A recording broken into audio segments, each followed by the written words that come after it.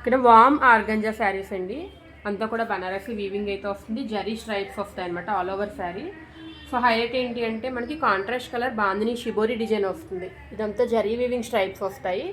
మధ్యలో contrast shibori design వచ్చింది. So bandhani design ఏ కలర్లో ఉందో మనకి బార్డర్ కూడా ఆ కలర్లోనే జరీ వీవింగ్ తోటి హైలైటెడ్గా ఉందండి.